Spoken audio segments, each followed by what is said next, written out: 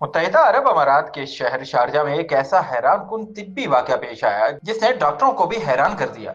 सिर्फ 6 दिन के एक नवमौलूद बच्ची के मुंह में दांत नमूदार हो गया। ऐसा केस दुनिया में इंतहाई कम देखने में आता है। बेबी मोहरा अब्दुल रहमान 3 दिसंबर 2025 को उम्मुल कवीन के खलीफा अस्पताल में पैदा हुई। घर में मामूली चेकअप के दौरान अहले खाना ने बच्ची के मुंह में एक नन्हा सा दांत देखा तो फौरन डॉक्टर से राब्ता किया। डॉक्टर के मुताबिक ये कैफियत विलादी दांत कहलाती है, यानी वो दांत जो पैदाइश के फौरन बाद या चंद दिनों में नमूदार हो जाता है। माहिरीन का कहना है कि उमूमन ये दांत किसी बड़े खतरे की अलामत नहीं होते, लेकिन कुछ केसेस में ये नायाब तिब्बी मसाइल के साथ भी जुड़े होते हैं। महरा के वालिद ने बच्ची में इतनी जल्दी दांत आने पर खुशी और हैरत का इजहार किया, जबकि अस्पताल के माहिरीन का कहना है कि बच्ची की सेहत मुकम्मल तौर पर ठीक है। डॉक्टर्स मुसलसल निगरानी कर रहे हैं और वाजे कर चुके हैं कि इस वक्त किसी किस्म की तशवीश की जरूरत नहीं। एक 6 दिन की बच्ची और एक दांत, यकीनन ये वाकया दुनिया भर के लिए एक तिब्बी मुहिम्मा और दिलचस्प कहानी बन चुका है।